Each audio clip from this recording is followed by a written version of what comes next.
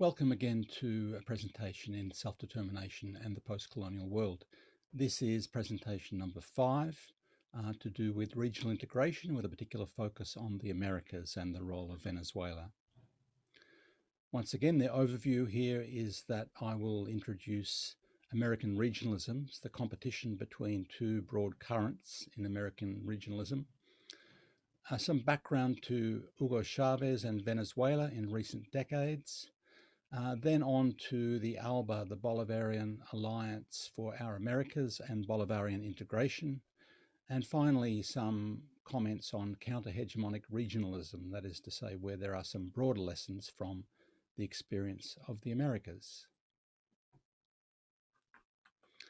The analytical question here that I've set is really to try and ensure that students get a clear idea of the differences between Washington-led Pan-Americanism for the last 130 years and the Latin American Bolivarian view of American integration, which has a longer history, almost 2 centuries.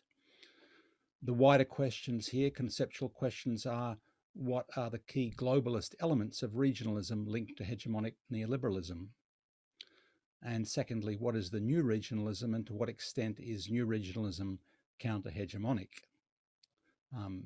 In brief, the answer to that last question is that counter-hegemonic regionalisms are occurring more strongly in areas where there's been greater intervention by the big powers. And there you have a few readings also for this session. First of all, in the 21st century, we can say confidently that US-led hegemonic neoliberalism or neoliberal globalism is in decline. There were attempts at the end of the 20th century to create globalist institutions, that is to say, those that furthered the agenda of hegemonic neoliberalism. But since the 21st century, there are very clear signs of decline, and we see this very markedly in Latin America. The globalist, that is to say, globalism, which is about a particular type of mandated globalization, institutions for that globalism were created in the 80s and 90s. The World Bank and the IMF, they existed before, but their role became more prominent in the 80s and 90s. But there was resentment and pushback of their role and their power at that time. I mentioned in the previous session about structural adjustment and the debt crisis and how the role of the World Bank and the IMF became far more prominent at that time. In the mid-90s, the World Trade Organization was created from the GATT, which ran from 1947 to 1994. The WTO displaced and took over the management of the agreements of the General Agreement on Tariffs and Trade. But the WTO failed amidst claims of rigged rules and disputes over agriculture, intellectual property rights and investment in the first few years of the 21st century. So really, while the WTO still exists, there are no new agreements under the WTO, and so therefore its role is lapsing and being displaced by the role of regional organizations. Now, at the same time, in the 90s, NAFTA, the North American Free Trade Agreement between Canada, Mexico, and the US, was created, but that faced substantial conflict, and a proposed free trade area of the Americas to extend that regional agreement to all of the Americas failed in 2005 after very strong Latin American opposition, not least led by the late Hugo Chavez of Venezuela. So subsequent proposed regional agreements with globalist or hegemonic neoliberal features have emerged, maintaining those same claims for investment privileges, for strong intellectual property rights, for limited social regulation, such as the proposed Trans-Pacific Partnership Agreement, and there's also a transatlantic one too, floating around there without having taken form yet. Those agendas have moved into regional forums. But there's also a push for opportunities in new regional agreements. So some of the new regional blocs or proposals have hegemonic neoliberal features or globalist features, while others are emancipatory with counter-hegemonic features. That is to say, there is a greater push for measures of self-determination and independence in those regional blocs. Now, in the 21st century, The USA in decline, or let's say the Washington in decline, has pursued more mercantile objectives, departing somewhat from the liberal traditions, precisely because of decline. And we saw that particularly with the Trump administration, where there was very naked, open grasping for agreements or economies which privileged US corporations and the US economy at the expense of this old liberal ideal that all could benefit from greater expanded trade. So the use of unilateral coercive measures, which are wrongly called sanctions, that suggest some sort of judicial character, those unilateral coercive measures have spread substantially, not just through the Trump administration. The Obama administration began to make much greater use of those unilateral coercive measures in Obama's period, and they're still in train in the current Biden administration. So just as a brief overview of the scenario left by the false promises of hegemonic neoliberalism for those who are entranced by the nice sounding idealism of liberalism generally, let's look at the background to the construction of counter-hegemonic regional blocs such as those in Latin America. First of all, globalism, economic liberal ideology of integration with universal benefits, but rigged rules and contrived outcomes, that was really tested out fairly strongly in the World Trade Organization with a great deal of dissent.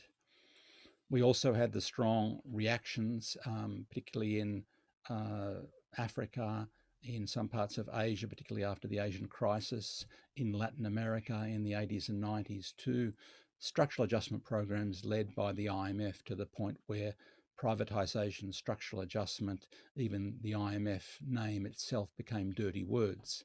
Because of the conditional loans, because of the very strong imposed constraints on social controls in those countries.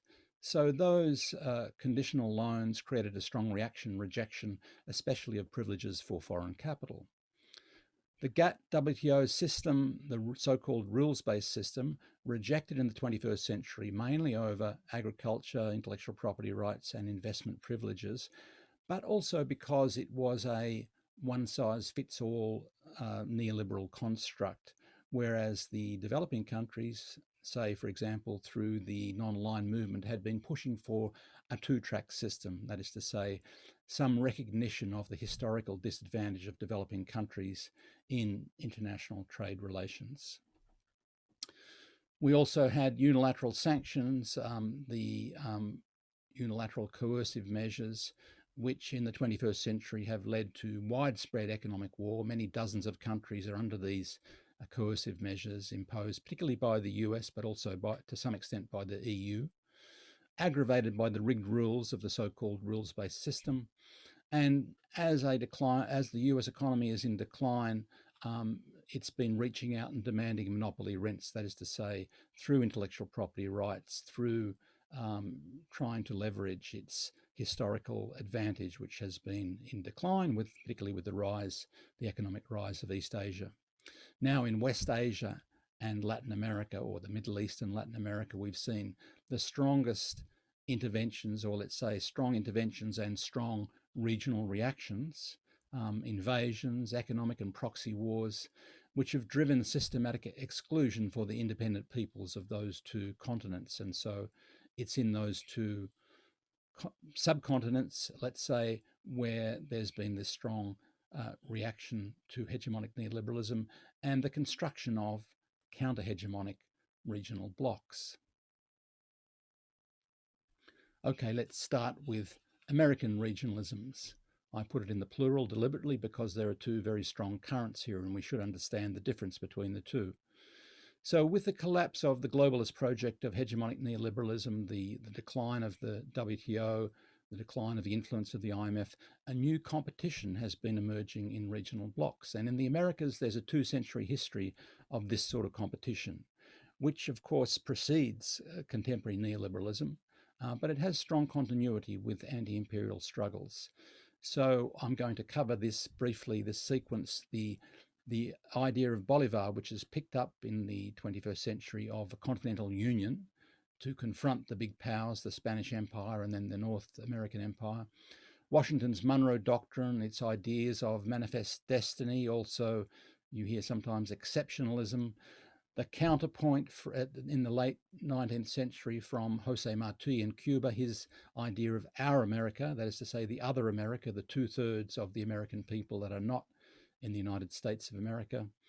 And the US construction, or let's say the Washington-based Pan-Americanism, with institutions eventually including the Organization of American States and NAFTA, and then finally a reaction again from Cuba, Venezuela, and the ALBA in the early years of the 21st century.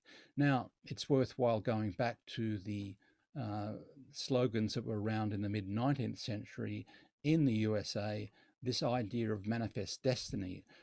Although the Republic, the US Republic, had posited itself as different to the Europeans in not having colonies and not being an imperial power, but of course we know that it spread throughout the continent, it conquered and took over territories, and when that process was in midstream, that is to say the ethnic cleansing of the western part of the North America, the pushing of the Native Americans off their land, the genocide of the Native Americans, and the seizure of territories from, let's say, from Mexico and the Native Americans, and the purchase of Louisiana from the French.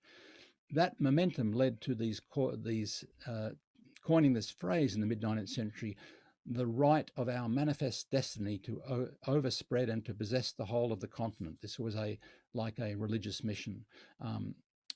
Similarly, in the same year, 1845, Massachusetts Congressman Robert Winthrop spoke of the right of our manifest destiny to spread over this whole continent. Now, prior to that time, in the 1820s, we have Simon Bolivar in the north of South America, the large state of Greater Colombia that he created, that he liberated from the Spanish. Bolivar was talking 2 decades before this in these terms: the United States seems destined by Providence to plague the Americas with misery in the name of liberty. So we see in the early 19th century and into the mid-19th century this competition between ideas of the role of the USA in the Americas as a whole.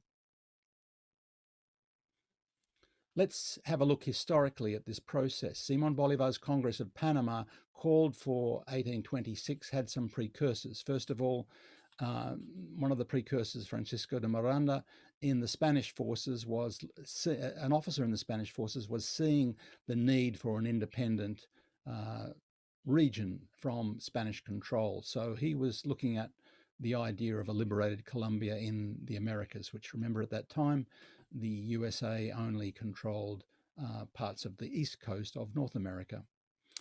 By 1826, there were a large number of liberated colonies. Most of the area was liberated, not Cuba, not Puerto Rico, but most of the area was liberated. And in that context, Bolivar was talking about a Congress to bring together a federation, a confederation of states. He said I've wrongly put it in the notes there, in 1814, the need for a single powerful American nation, a colossus capable of confronting the Spanish colossus. And in his letter from Jamaica, he also foreshadowed a union of independent peoples with one origin, one language, various customs, but one religion.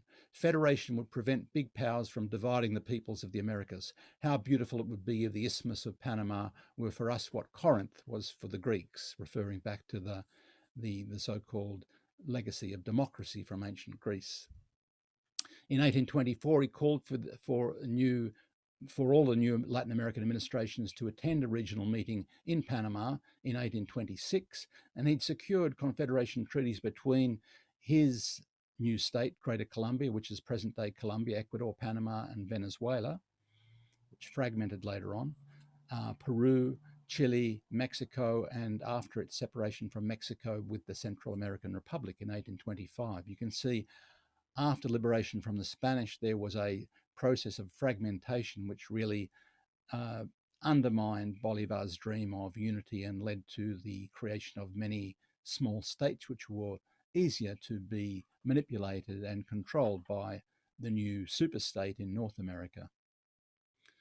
So Pan-Americanism and the expansion of the new US Republic to the West were simultaneous processes. Let's remember in the Declaration of Independence, the new republic was declaring that the British king had endeavoured to bring on the inhabitants of our frontiers the merciless Indian savages whose known rules of warfare was an undistinguished destruction of all ages, sexes, and conditions. This was one of the complaints that the independence fighters of North America had against the British colonists, that they had placed some boundaries on the expansion westward to take over Native American land. So that constraint was removed after the independence of the United States. During that process, also, there was the acquisition of other territory, the so-called Louisiana Purchase from France, which was weakened at that time from the Napoleonic Wars in Europe, and also the seizure of territory from the newly independent state of Mexico. So eventually, the state of Texas was annexed after war with Mexico and Native Americans. And the Monroe Doctrine declared in the 1820s the so-called America for the Americans was something which was part of this manifest destiny process, where the US Republic declared that it would not interfere in Europe or its colonies, but it wanted no more colonies in the America. So it wanted a boundary on what the Europeans were doing in the Americas. Not to say that it intervened. In fact, it reacted against the independence of Haiti and the Caribbean, for example. But this was what the Monroe Doctrine was, one of the foundations of Pan-Americanism. And this ideal of manifest destiny, where the Americans, so-called Americans, still today, it's 1/3 of the people of the Americas are called the Americans, those from the large part of North America. They were said to be a chosen people with a divine mission to spread the fruits of their democracy throughout their continent. In 1848, California and New Mexico were annexed, taken from the control of Mexico. And in the late 19th century, the Pan American Congress was set up in Washington, D.C., and that was thought to be the hub of the integration of the Americas, dominated by the new regime, or the century-old regime, in Washington, D.C. Soon after that, the so-called Spanish-American War intervened, seizing the fruits of independence from the independence fighters of Cuba and Puerto Rico from the Spanish, and later the Philippines also. And in the mid-20th century, to complete in a way that process of Pan-Americanism, the Organization of American States was created as a peak body to effectively oversee various other Pan-American institutions that were created in the image of a North American controlled integration of the Americas. The counterpoint to that in the late 19th century was from Cuban independence fighter Jose Marti, particularly spelt out in his book Our America, where he saw the designs of Washington on Our America and called for a second independence. Now, Jose Marti is popularly adopted by the North American aligned Cuban exiles in Florida, in Miami. But of course, he wrote very critically of the emerging role of the US at that time. In fact, he wrote to a friend in 1889 during the first Pan American Conference, which he attended in Washington. He said there was another plan, dark and malevolent, threatening our land to force a war on us and then use that as a pretext to intervene and, in the role of a mediator, to seize Cuba, the last of the Spanish colonies. There is nothing more cowardly in the annals of free people, nor a more cold-hearted wickedness, he wrote. And indeed, less than a decade afterwards, the US used the pretext of a bombing of the USS Maine in Havana Harbour to enter the war against Spain and push the freedom fighters to the side and seize all the Spanish colonies from Spain, bringing about, in the name of freedom, a new type of colonization. Marti wrote to his colleagues in Latin America, and he was influential in many other Latin American countries. You see statues to Marti in Quito, in Ecuador, in Caracas, in Venezuela, for example. Marti was arguing to those colleagues in Latin America that it was better for Latin Americans to become natural friends of the USA than to become, quote, its choir, subject to a country with different interests, a hybrid composition and terrible problems, determined to face the world in an arrogant and perhaps childish fashion before putting its own house in order. The United States, Martí said, had begun to consider that the universal application of freedom was its exclusive privilege, and that it had been acting to invoke the name of order in order to provide other nations of it, to invoke its name, that is to say, of freedom, in order to deprive other nations of it.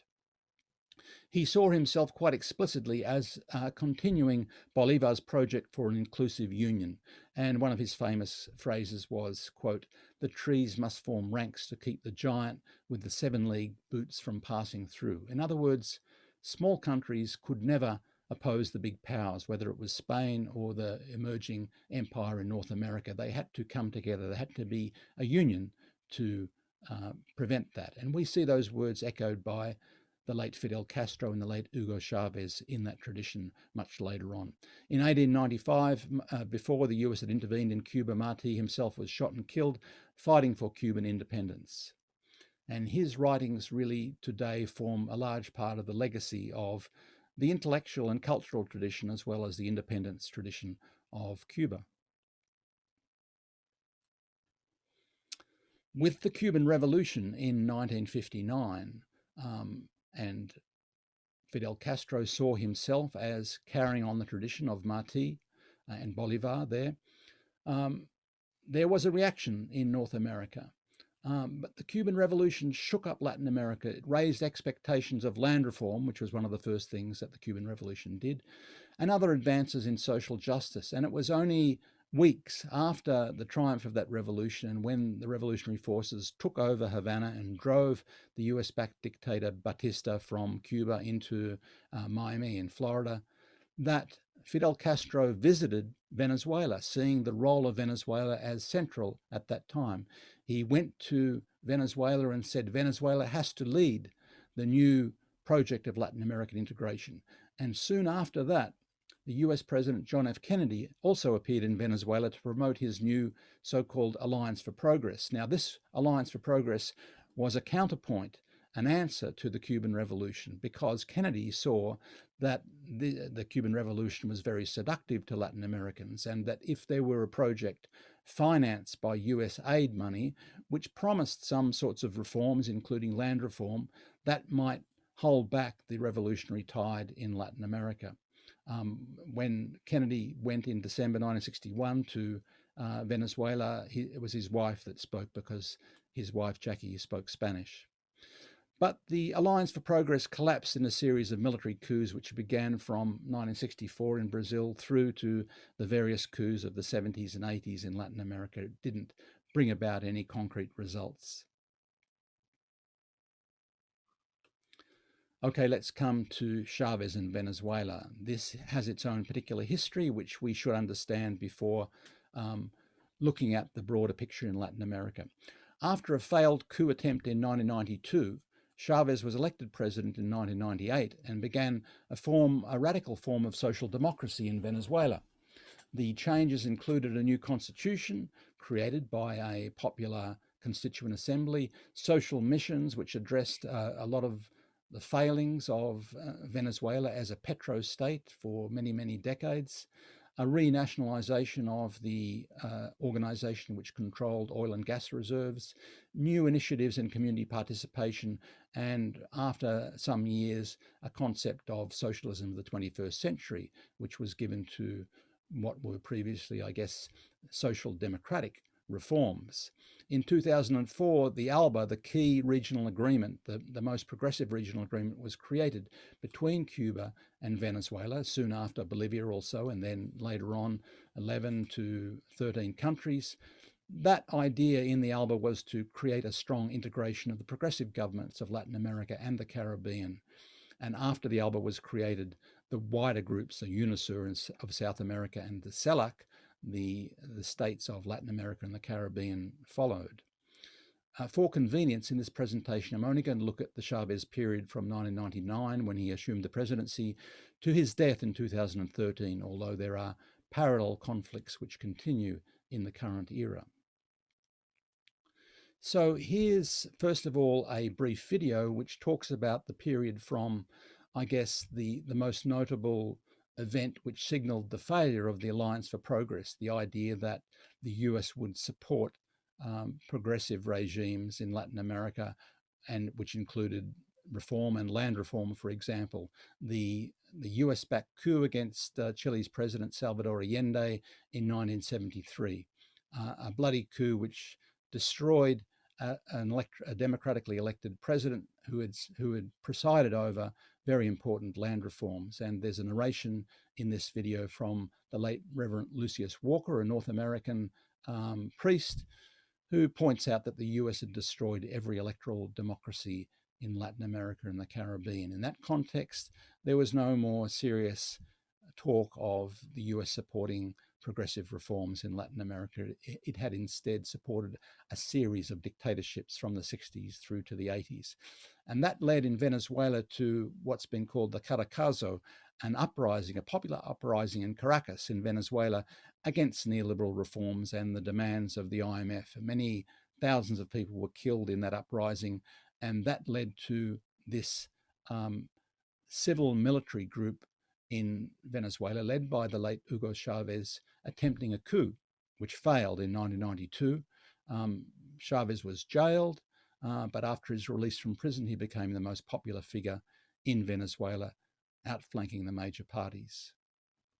Tener carne de mártir, no daré un paso atrás, y que lo sepan, dejaré la moneda cuando cumpla el mandato que el pueblo me diera.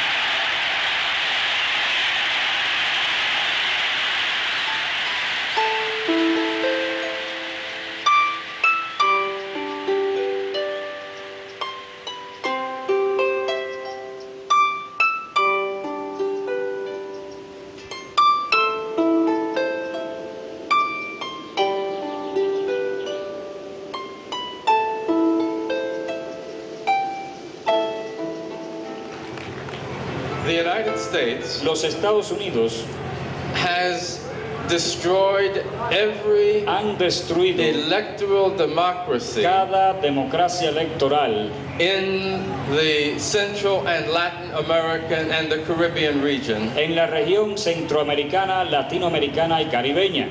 El Salvador, El Salvador, Panama, Panamá, Grenada, Granada, Haiti. Haití. 27 y 28 de febrero de 1989 en el tristemente recordado Caracazo, cuando el gobierno de Carlos Andrés Pérez asesinó a más de 2.000 venezolanos por oponerse a las medidas económicas de corte neoliberal impuestas tras un acuerdo con el Fondo Monetario Internacional. La rebelión cívico-militar se realizó en nombre del pueblo venezolano. Fueron horas de intensos combates entre los rebeldes y los militares adeptos al gobierno. Los soldados bolivarianos lograron tomar varias guarniciones del país, pero no se cumplieron los objetivos, así que decidieron deponer las armas. Compañeros, lamentablemente, por ahora, los objetivos que nos planteamos no fueron logrados en la ciudad capital. Les agradezco su lealtad, les agradezco su valentía, su desprendimiento, y yo, ante el país y ante ustedes, asumo la responsabilidad de este movimiento militar bolivariano. Chavez, of course, was drawing on the strong resentment to these structural adjustment programs of the 80s and 90s, and particularly what boiled into the uprising in Caracas in 1989. So Latin American governments were hit hard with the debt leverage of structural adjustment programs, and also known as austerity packages. Those IMF-led programs were enormously unpopular and were met with protests all around the world, especially in the 80s, after the debt crisis period, in East Asia during the Asian financial crisis of 1997-98, and again in the food crisis of 2008. So the capacity of the IMF to impose budget controls and social controls over governments really was enhanced by these periods of crisis.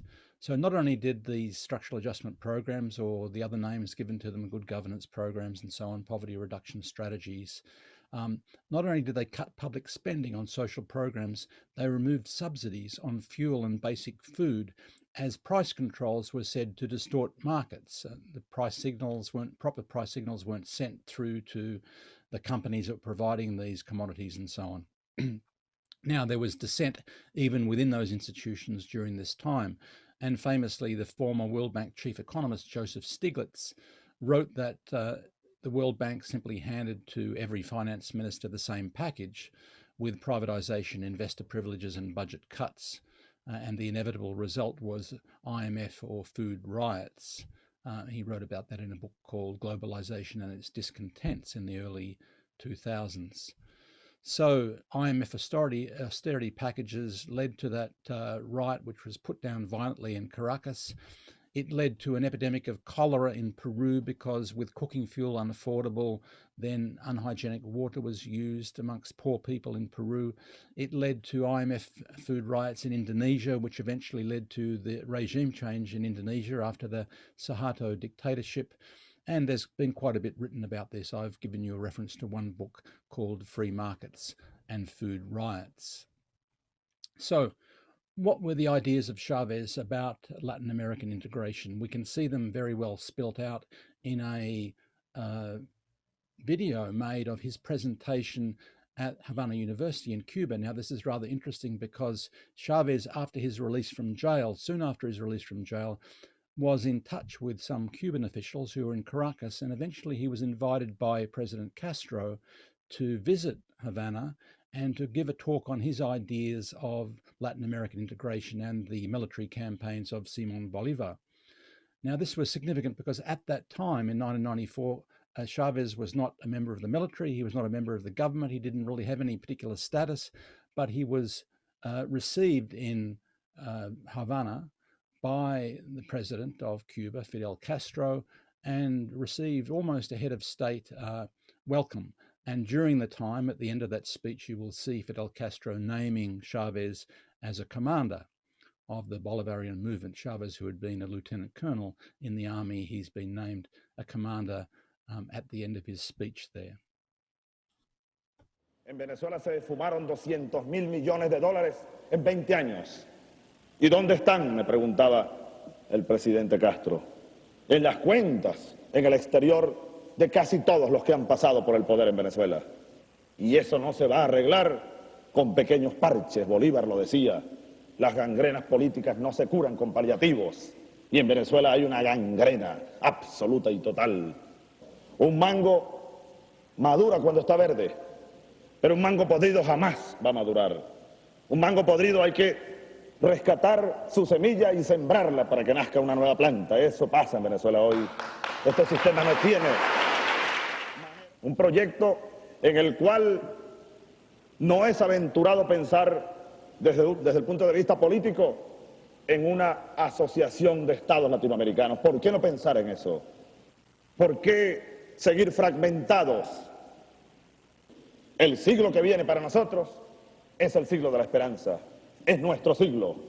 Es el siglo de la resurrección del sueño bolivariano, del sueño de Martí, del sueño latinoamericano.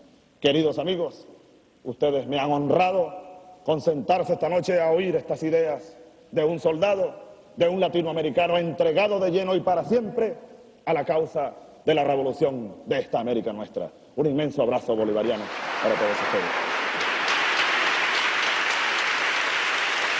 Nos sentimos muy honrados con su presencia esta noche.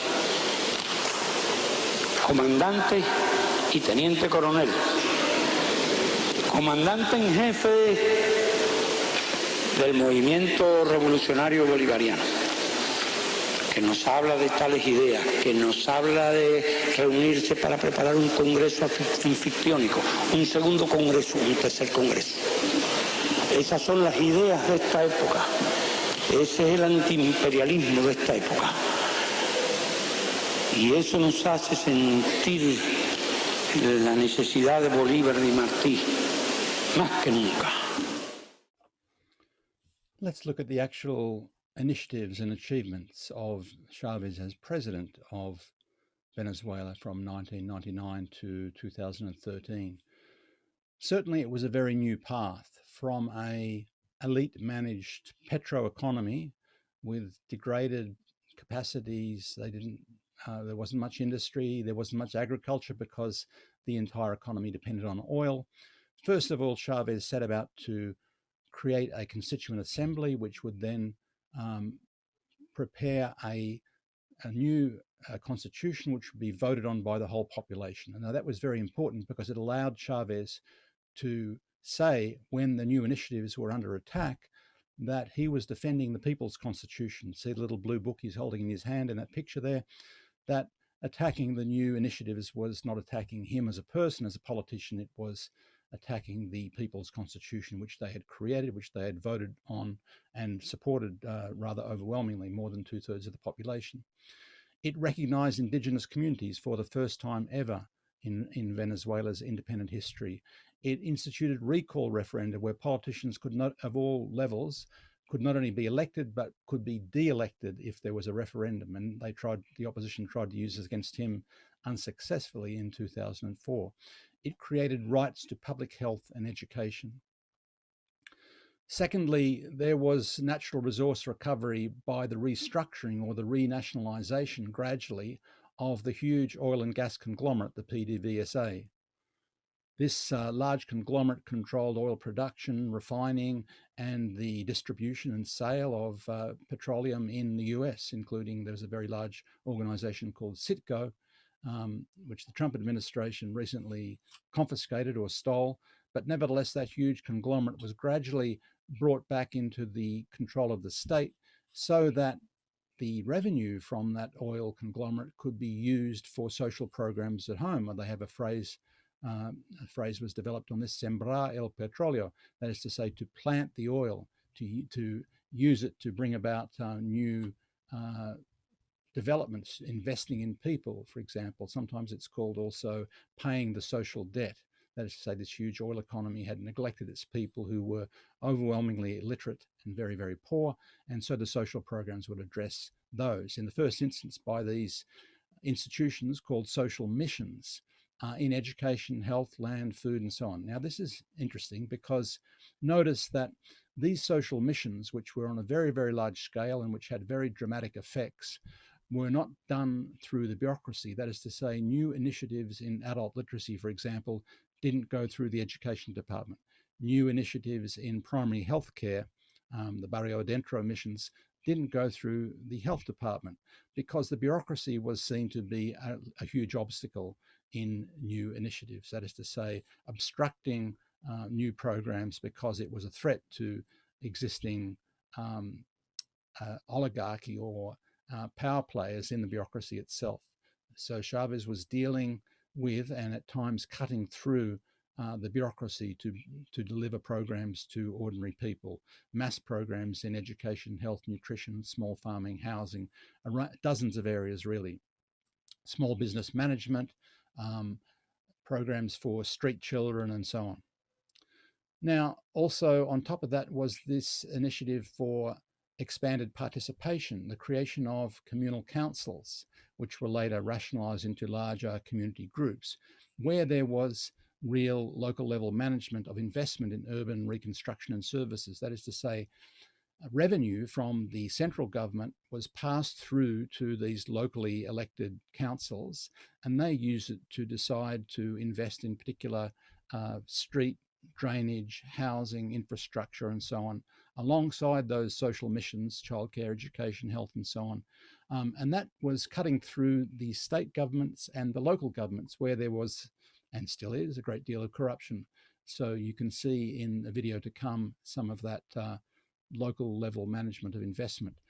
And finally, in 2006, after 7 years in power, Chavez decided to rebadge his radical social democracy project, which initially he spoke of as a third way and then moved on beyond that, into a more systematically socialized or socialist system where there were very strong social values on top of the initiatives. It included traditional nationalization or buyouts of large industries like steel, banking, food processing, and so on, the creation of worker cooperatives, but an overlaying idea of very, very strong social values in the project in which they were engaged.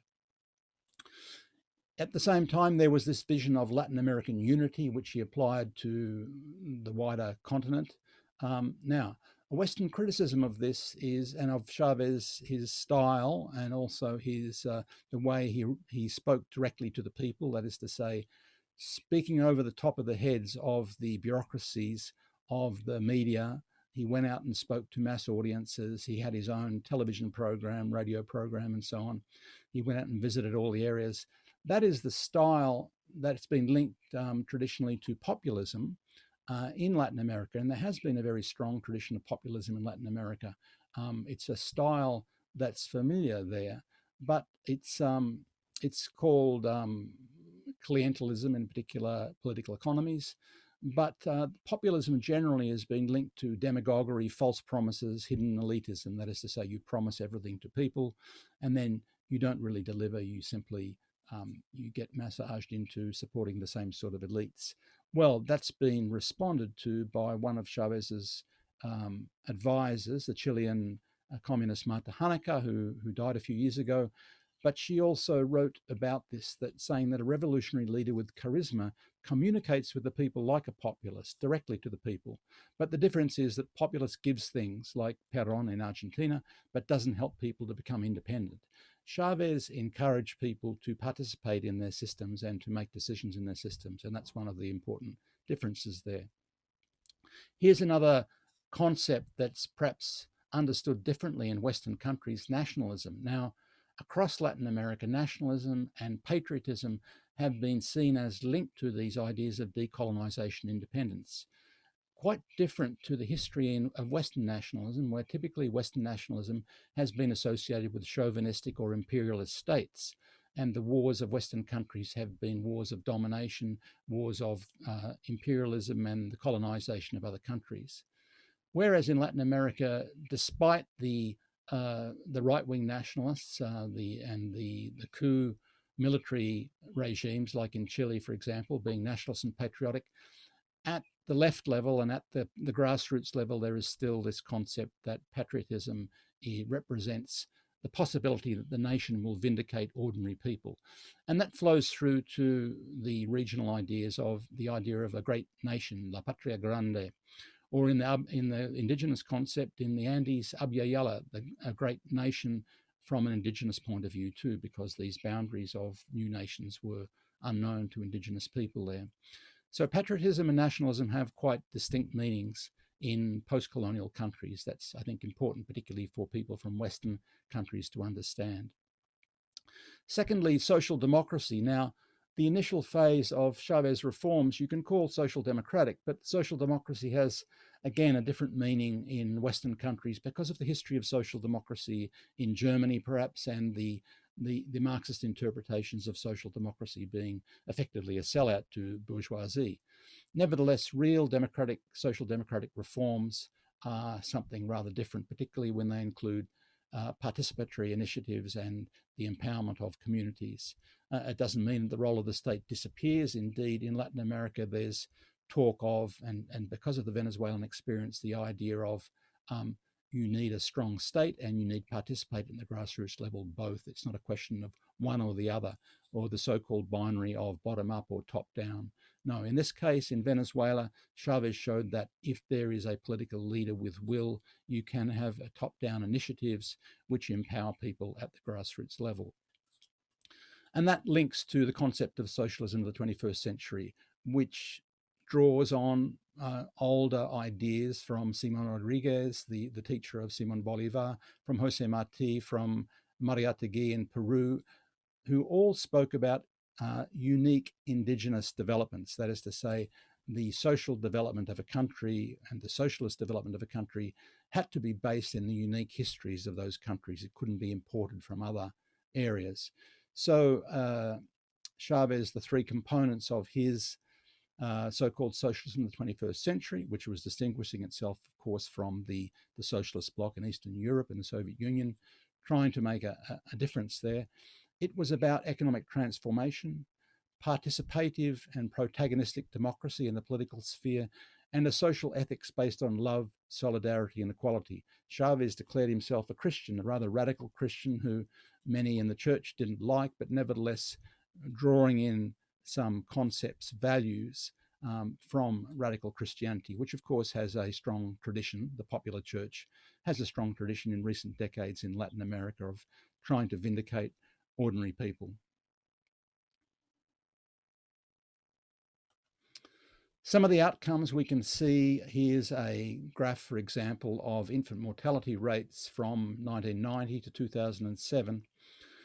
That is to say, the first 8 years, the second part of the graph, the right part of the graph is the first 8 years of the presidency of Chavez. And you can see a decline before that period, but a stronger decline with the assumption of Chavez in the presidency, but a worsening in 2003, 2004.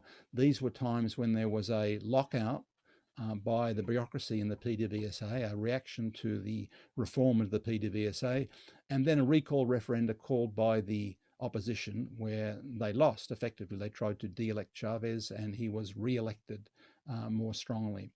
Now, a couple of points here. First of all, infant mortality. Infant mortality, why is it important?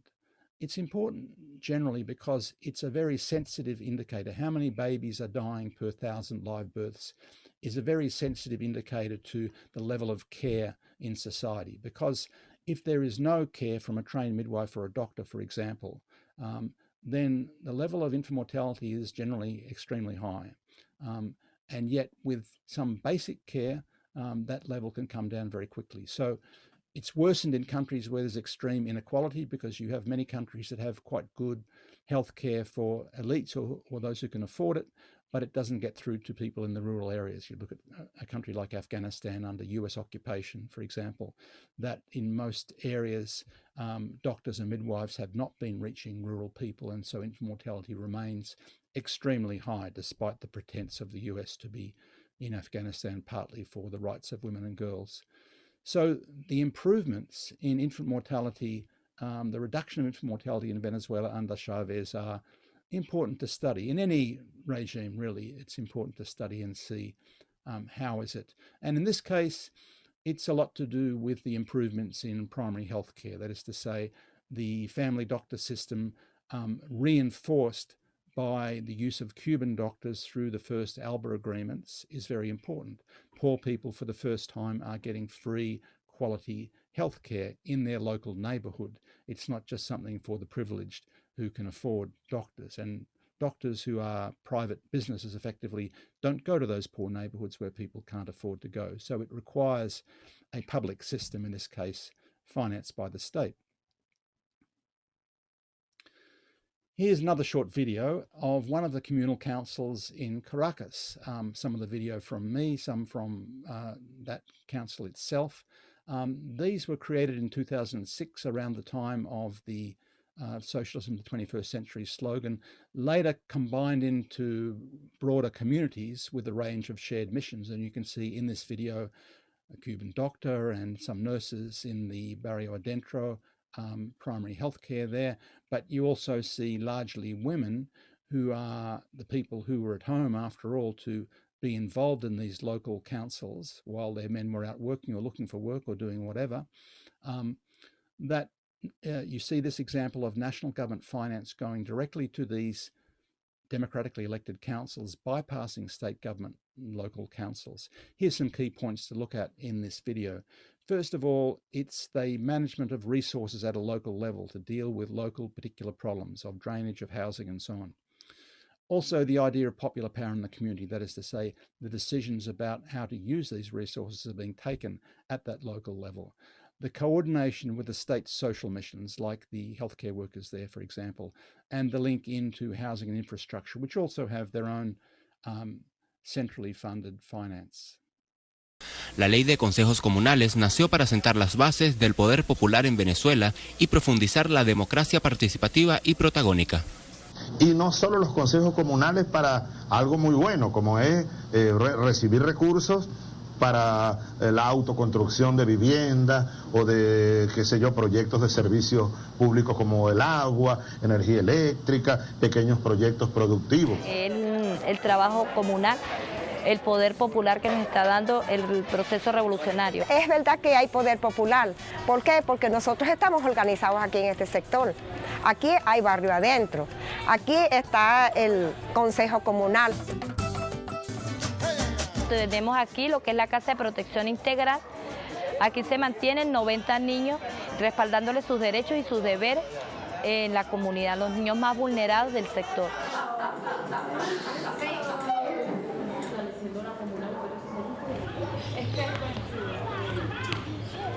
Atención primaria. Tenemos la población de especialidad, los que son pacientes exosanos, los que tienen algún tipo de riesgo, los que son enfermos.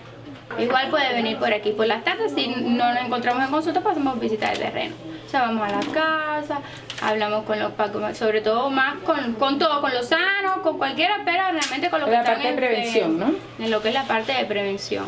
Aquí tenemos un cambio de agua servida también que hubo aquí en la comunidad, de agua servida en las calles, en todo el sector de las Clavellinas. Como usted ve así, estos ranchos en peligro, todas estas personas las sacaron de alto riesgo, 9 casas. Aquí en esta sala nació la Victoria Socialista, la Comuna Victoria Socialista. Ellos son 18 consejos comunales que se reúnen. Gracias a nuestro presidente, nosotros hemos tenido aquí todo esto lo que hemos tenido. Yo lo quiero mucho a mi presidente, porque si no hubiese sido por él, nosotros no logramos esto, porque anteriormente nunca se había tomado en cuenta las comunidades aquí como lo está haciendo ahora nuestro presidente. Que las Clavellinas se ha visto un cambio enorme. Pero ahora no, nosotros somos los que decidimos desde aquí a las Clavellinas, con fe y con palabra propia, les digo que somos nosotros, la Asamblea de Ciudadanos y Ciudadanas, la que decide qué es lo que se realiza, qué es lo que queremos, por qué lo pedimos y para qué lo pedimos. Somos nosotros los que tenemos el poder ahorita.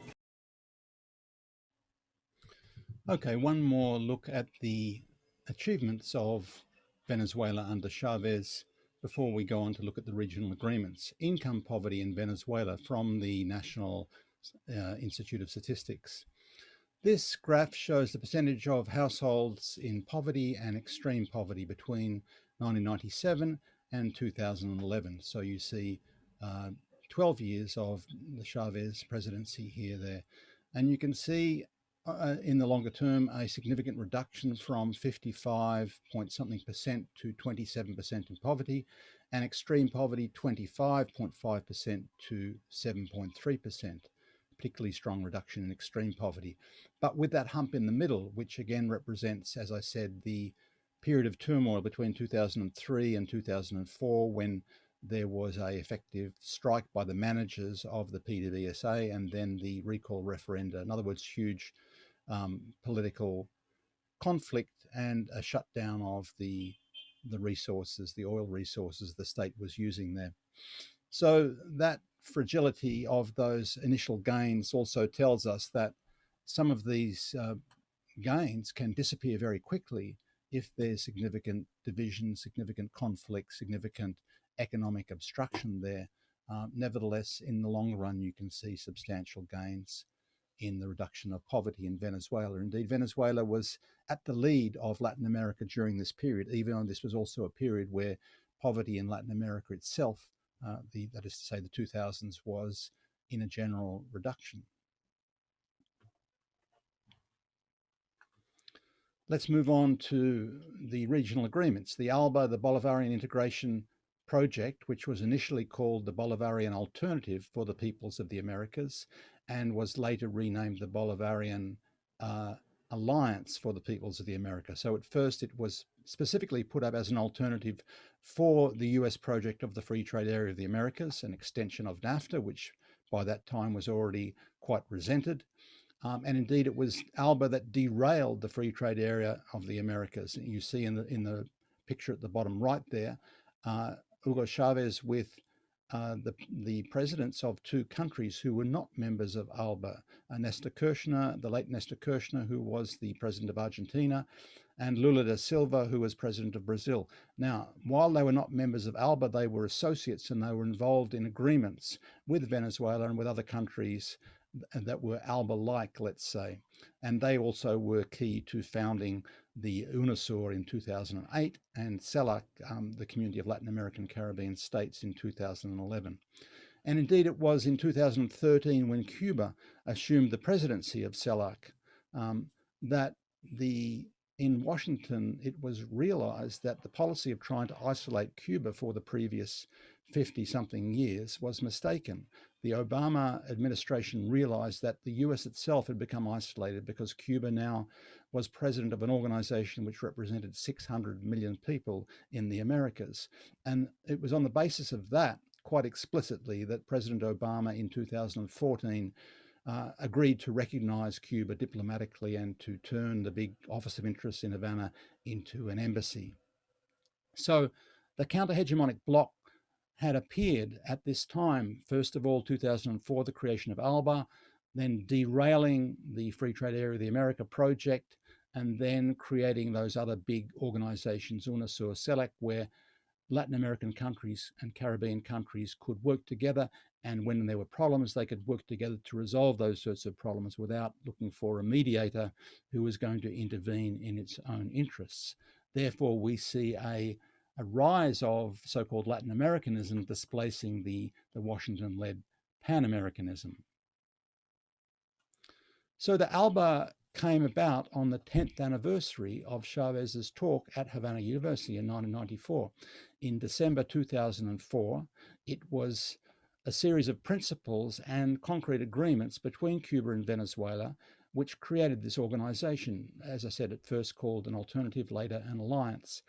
And the principles are interesting if you examine them, and there is some references there to the origin, to where these principles are spelt out and the history is spelt out. First of all, the idea of just and sustainable development and special and differential treatment. Now, this is interesting, special and differential treatment, because it is recognized in the WTO, but in the WTO, it was recognized as in a globalist institution only in terms of a slower rate of liberalization of trade and investment protocols, basically, whereas special and differential treatment in UNCTAD and in the non-aligned movement, and certainly in this principle, the ALBA principles, was recognized as something that was to do with a special treatment of countries that had gone through colonization. So, for example, the first agreements with Bolivia, with Cuba and Venezuela, were simply a donation of large amounts of scholarships to Bolivian students, for example, without any compensation, without any payment. And later on, Bolivia, when it had the capacity, could repay. So there was quite a different concept of special and differential treatment in the ALBA.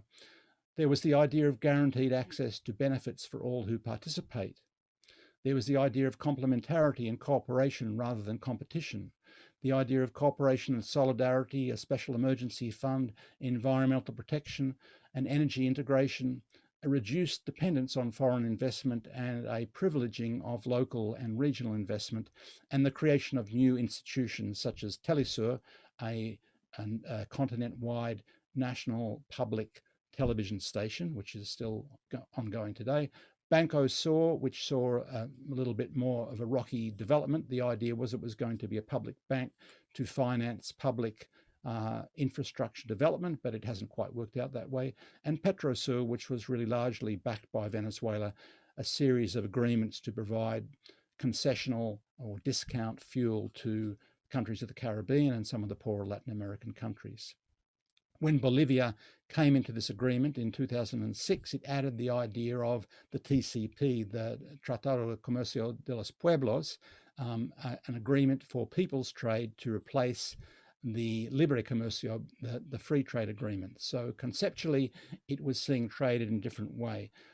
Bolivia also introduced this idea of vivir bien, to live well. It was an idea of sustainable living rather than constant economic growth.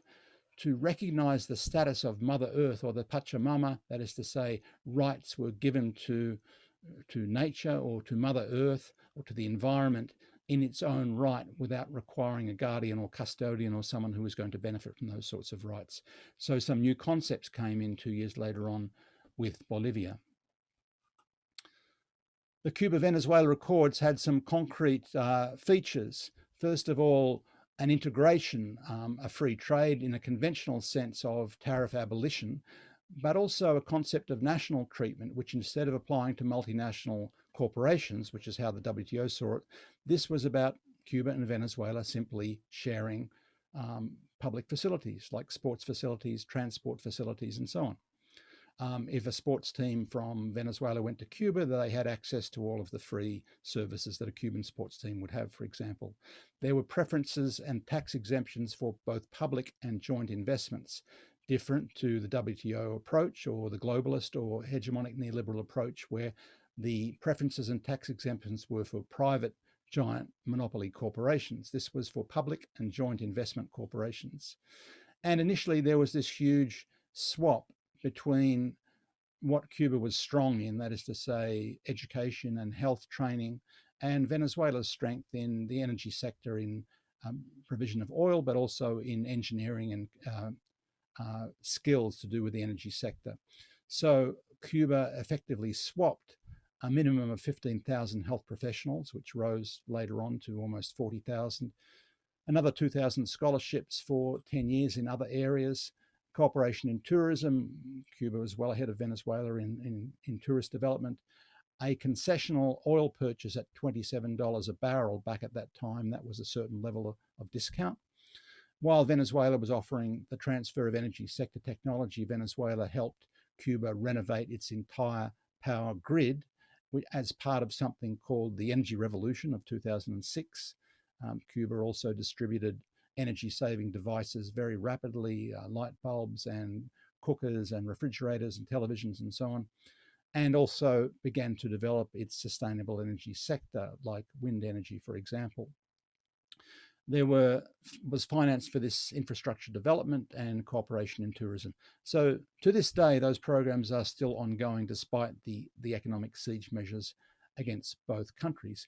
And so that began very big changes in Venezuela's human services, that is to say, primary health care, adult literacy, the continuation of education for children in school and on into college, and also big changes in Cuba's energy sector, which still depended on oil to a large extent, but they could get rid of their dirty crude oil they had to use during the so-called special period in the 90s, knowing that it was going to create childhood asthma and create health problems.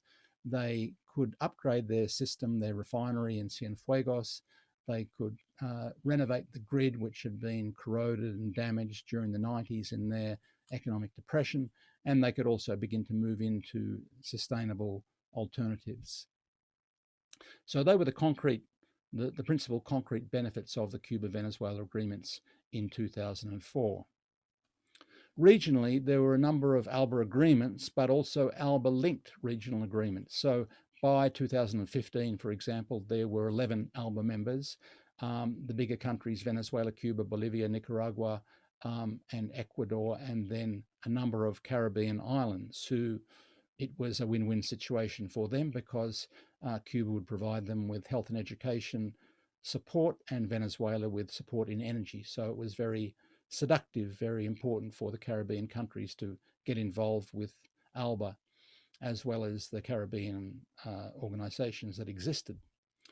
There was, for example, Operation Milagro, which was a system of free eye operations, which provided 2 million free eye operations over 2004 to 2012, and is still ongoing today, but it has dealt with a large part of the curable blindness, largely from cataracts, some other illnesses in the region.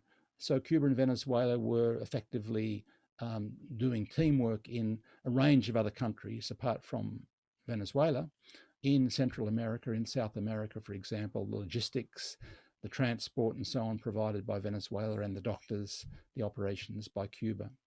There was Misión Manuel Espejo, which was a disability mission, which they had discovered in Venezuela, for example, that while doing eye operations in rural Venezuela, they found that many people in rural areas had disabilities for different reasons, for genetic disorders, for accidents in the kitchen and so on. There were people in their home that didn't have support for their disabilities with simple things like wheelchairs and other sorts of basic support. So on the back of Operation Miracle, the free eye operations, this mission for disabilities was created, and it was promoted through some other countries and went from Ecuador, for example, into Peru and Colombia, into other countries that were not part of the ALBA. Petrocaribe, largely backed by Venezuela, and Petrosur was providing discount oil to the Caribbean islands, while with the countries with greater capacity like Argentina, Uruguay, and Paraguay, Venezuela had fuel agreements there. And for example, Venezuela was swapping discount fuel with Argentina for boats, for shipbuilding, because Argentina has a big shipbuilding industry, for example. So it depended on the capacity of the partner to provide compensation. That was the type of commerce that was being promoted through the ALBA, basically. And similarly with the Cuban missions, if you look at the Cuban health training missions, they don't have a set fee for their doctors. They go free into poor countries, that is to say the Cubans fund them and fund their salaries and costs and so on.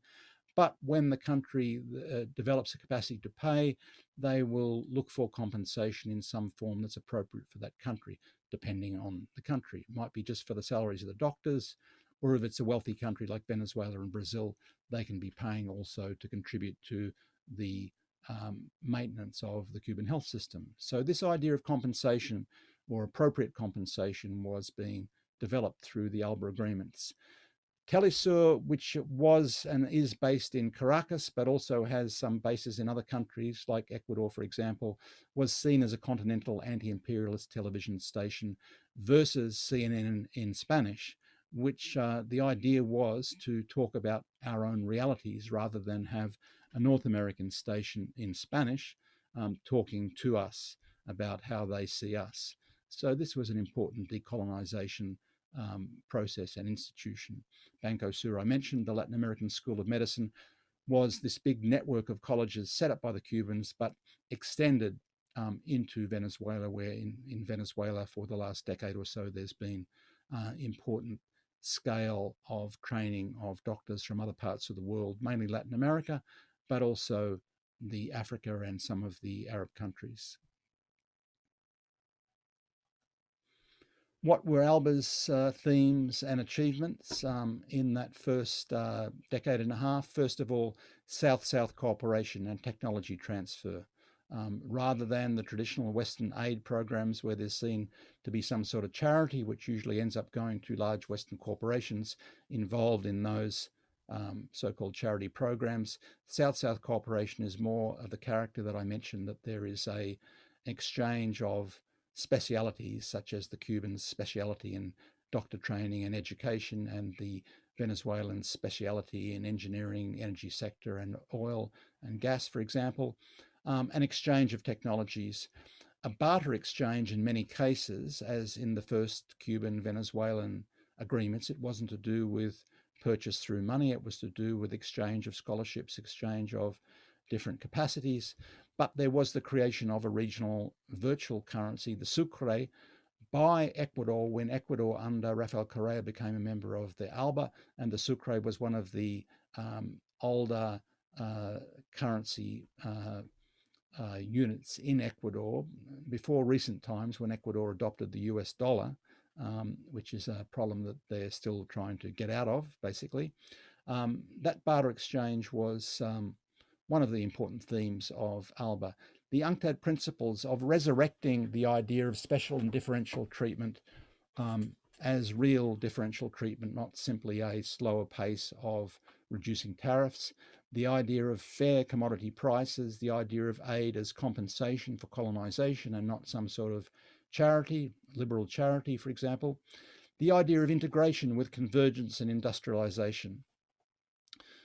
So there was this socialist or statist tendency where preferences in the ALBA agreements were built in for international public or joint venture investment, which are quite different to the globalist WTO or Trans-Pacific Partnership agreements. And the achievements listed by the Secretary General in 2012, after, 8 years, was that 11 million in a block of about 70 million had been lifted out of poverty. There'd been 2 million free eye operations, broader than just the ALBA block. The eradication of illiteracy, there is a standard below which it's considered that literacy is gone. It's never completely gone, but if it's below, say, 2%, it's considered to be eradicated. The disability mission, land reform in many respects, in some different extents in different countries, mass housing programs, in particular in Venezuela, and the new participatory initiatives, particularly in Venezuela with the community councils. And I mentioned already that the ALBA had inspired the larger regional blocks. Well, there's a link there through Telesur to some of the updates in more recent years of ALBA's achievements. Finally, here on this regional agreements, here's another very short video from about the achievements and the features of ALBA as at 2016.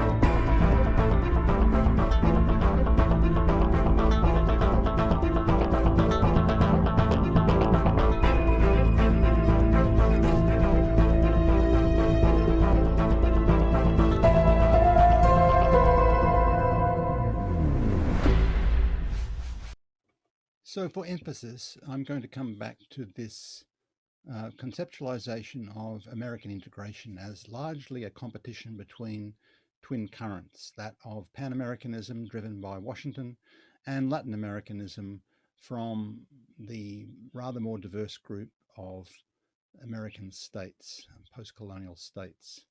In the Pan-American tradition on the right there, the ideas are really that Washington is the center of this integration of the Americas. And we see that through the Monroe Doctrine, the Manifest Destiny ideas, the exceptionalism ideas of the early 19th century, the development of the Pan American Congress in Washington and the creation of institutions on top of that, in particular the Organization of American States, which was important in excluding Cuba after the revolution in 1959, and the Alliance for Progress, which didn't end up very well, didn't have much of a track record, but nevertheless certainly an attempt to try and head off the revolutionary solutions that the Cuban Revolution had inspired in the early 60s.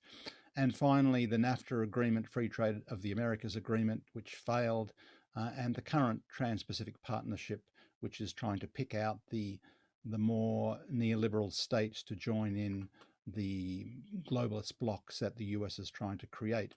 The ongoing themes there are the ideas of free trade and integration of capital, liberalization of capital on the back of the ideas of free trade. Not everyone in the camp that talks about free trade agrees with this idea of the open borders, open slather for global capital, for example. The main themes of neoliberal globalism, justified by neorealist ideas of hegemonic stability and the Pentagon doctrines of destroying interconnectedness and full spectrum dominance.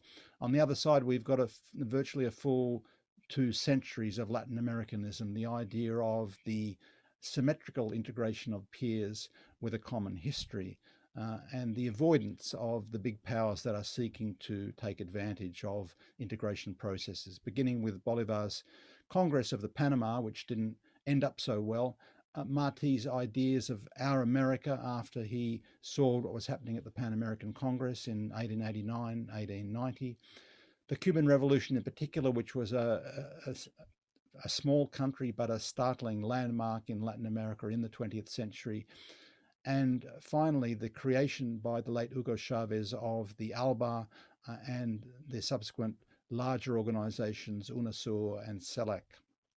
I mean, it was a great achievement of Chavez and Fidel Castro that they managed to get even the most right-wing Latin American governments to join in these projects of UNASUR and CELAC. That is to say, it was virtually unanimous. CELAC has 33 members. Now, since then, there's been some toing and froing with some right-wing regimes about these organisations, but nevertheless, the idea is there, the seed is planted, and there are institutions to compete with Pan-Americanism. The ongoing themes there are mutual benefit and integration of peoples, the idea of South-South cooperation, of cultural protection, which to some extent the Europeans share some of these ideas, the idea of developing a multipolar world as opposed to a world dominated by one big power hegemon in the manner of hegemonic stability ideas.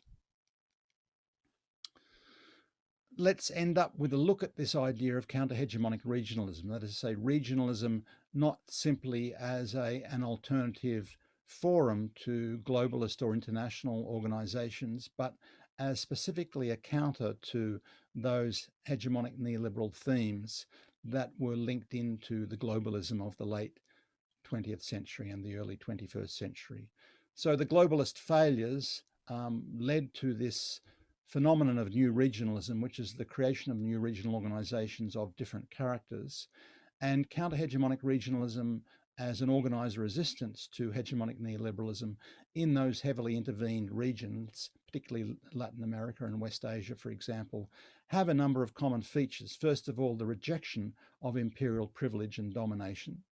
Secondly, the control of strategic investment and the control of resources, a preference for South-South cooperation and some sort of measures of reliance. We could say these are some of the general features, and the Alba Agreement has highlighted some of those features. Here we have a presentation by a British academic talking about the link of higher education for all, the resuscitation of this older idea of free universities, free colleges, in counter-hegemonic regionalism in Latin America. Here is one of my schemas of looking at distinct regional trade and integration emphases in the 21st century. First of all, if we look at particular features of them, how the view of commodity trade, of agricultural protection, of foreign investor privileges, of how or to what extent cultural industries are protected, that is to say media industries, for example, how intellectual property rights are regarded, and other distinct features. We can see differences even between the North Americans and the Europeans. The Europeans, for example, with older cultural traditions and worried about being swamped by US media and Hollywood, for example, have some stronger measures, sometimes reinforced through UNESCO, of cultural industries. Nevertheless, they also have big multinational corporations like pharmaceutical corporations that want strong intellectual property rights, for example.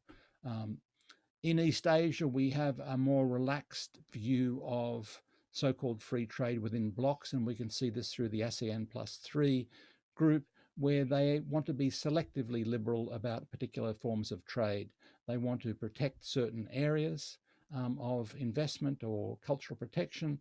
They are more pragmatic about intellectual property rights, for example, the borrowing of technology and computer software and a range of other things, for example. In Latin America, which is a more distinctively counter-hegemonic model, there has been similarly selective liberalization in relation to trade, but rather more protection of agriculture and certainly more control of foreign investor privileges and cultural protections. So there are, different emphases in different regional organizations. They aren't all exactly the same, and we need to break it down to this level, I suggest, to see how the new regionalism is posing different options, let's say, or different alternatives in a world where globalism used to say, as Margaret Thatcher said, Tina, there is no alternative. Globalization is an inevitable process and you have to do it this way. No, new regionalism is showing us different ways to move, and in particular, some practical benefits, for example, and this was spelt out back in the 90s, that there were always some practical benefits for regional integration, that it could be a training ground to protect and build industrial development, building skills and technology, to expand domestic markets, to enhance economies of scale between neighbours, for example, to improve resource allocation by the regional division of labour, to enhance industrialisation and compensate for possibly cheaper imports, to produce together some public goods, to cooperate in infrastructure and services between neighbours, as opposed to simply opening up to the world, to maintain some protection against global shocks, which, if you recall, in the previous presentation I mentioned, Professor Fantuchero mentioned that this was one of the greater problems of structural adjustment in the 90s, that the state's role to protect societies from the shocks of sudden price changes, for example, was being damaged by that sort of globalism. To enhance collective bargaining power, because in regions, a number of small countries that get together can enhance their market power by purchasing things together. For example, pharmaceuticals, for example, they can countervail against the big pharmaceutical companies, those that have a monopoly on particular medicines that at certain times, like medicines for hepatitis C or for HIV/AIDS, for example, were controlled by big monopolies.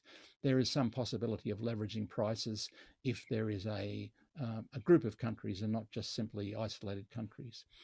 And finally, also, there can be a security consensus built between regional powers who have a greater legitimacy in protecting their own borders and their own interests than the outside big powers that come from the other side of the world. Here's my identification of those elements of counter-hegemonic regionalism in principle, as I mentioned before, but also as seen in the ALBA.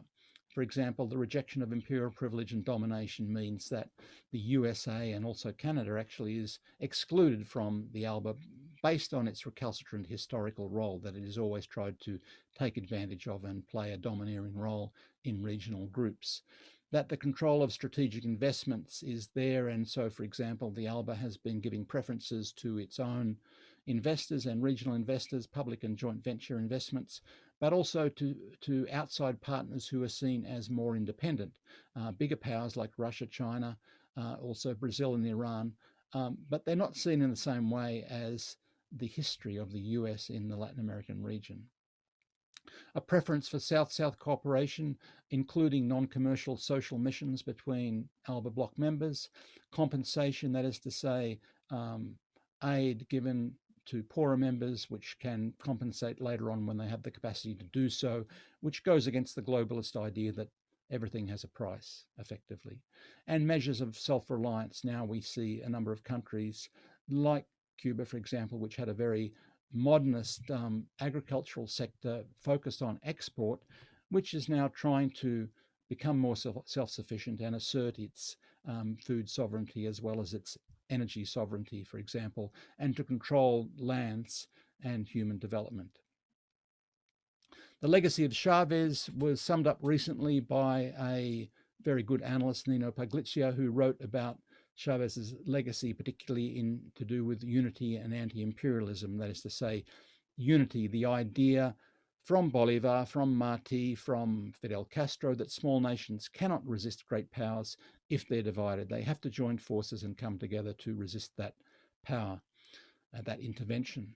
Anti-imperialism, that the external powers have to be expelled as they always corrupt, undermine and degrade the accountability of local regimes and systems. It is simply not possible to develop indigenous systems, say for example in a country like Iraq, while the country is occupied and heavily suborning the agreements that are made about the oil industry, about monopoly services, about military supply and so on. All of those things are undermined and degraded by the presence of a big intervening power, which is acting in its own interests primarily, and in the case of the Middle East, according to its regional ambitions. And finally, this idea of the Bolivarian revolution from Chavez, or Chavismo building on Bolivarianism, that is to say, building the Bolivarian great homeland, the Patria Grande, based on the original principles of sovereignty and independence, with the people as protagonists, which makes it distinct from the other tradition in Latin America of populism. So to sum up, new regional formations have emerged with the declining influence of globalist institutions, and in the Americas we can see a 2-century-long struggle between the competing currents of regional integration, that is to say, Pan-Americanism based in Washington and Latin Americanism developed in the former colonies of Spain and Portugal. The strong counter-hegemonic elements of Latin Americanism were renewed by Hugo Chavez in Venezuela, a very important period of renewal in the early 21st century, and there are lessons, I suggest, from that for other regions of the world. Finally, I'll leave you with a few suggestions for further reading. The book by Eduardo Galeano, The Open Veins of Latin America, written in the early 70s, is a very good overview of what he calls 5 centuries of the pillage of a continent. So it's a literary type of history rather than a documented history, but very evocative rather than finely referenced, but very powerful text, which is still very relevant today. The most accessible and informative book about Fidel Castro, I suggest, is a series of interviews by Ignacio Ramonet, who interviewed Fidel in a series of chapters over his remarkable life in the second half of the 20th century and many of the events of Latin America, not simply Cuba, also Venezuela, also the rest of Latin America. And there are a number of biographies of Hugo Chavez, one very good one by Richard Gott, talking about Chavez and the Bolivarian Revolution, the early part, at least the first decade of the life of Chavez.